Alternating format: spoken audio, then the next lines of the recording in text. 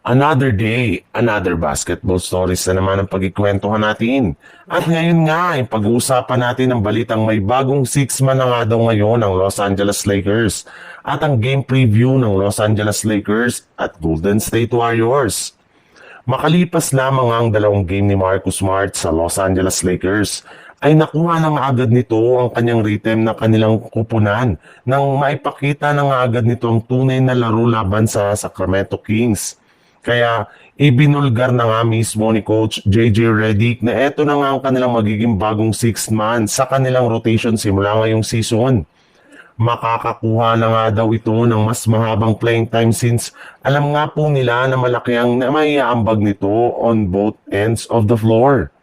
Hindi lang naman nga sa depensa ang trabaho nito bagkus bibigyan rin naman nga nila siya ng green light para tumira sa 3-point line at sumalaksak sa ilalim ng basket. Pagkakatiwalaan rin naman nga ang mga ginagawang desisyon nito kaya isa nga siya sa mga posibleng maging difference maker sa kanilang mga laro.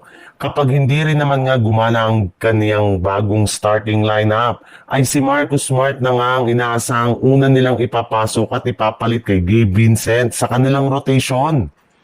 Sa ibang balita naman, sa pagtatapos nga ng NBA preseason ay nakatutok na nga ang buong NBA sa opening night ng regular season kung saan isa nga sa mga pinakainabangan ditong game ay ang bakbakang Golden State Warriors at Los Angeles Lakers.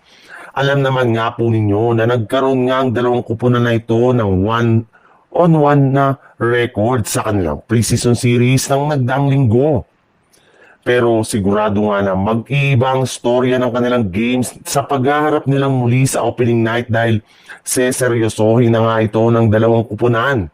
Although inaasahang magiging underman ang lineup ng Golden State Warriors at ang Lakers sa pagkakaroon nila ng mga manlalaro na nagtamo ng injury na sina LeBron James, Moses Moody at si DeAnthony Milton, ay expected pa rin nga na magiging exciting at mainit ang kanilang labanan.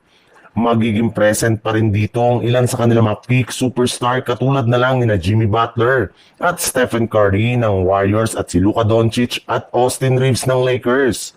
Sadyang naniniwala pa rin nga ang mga analyst na llamado dito ang Warriors dahil eto nga daw ang mas malakas na kupunan.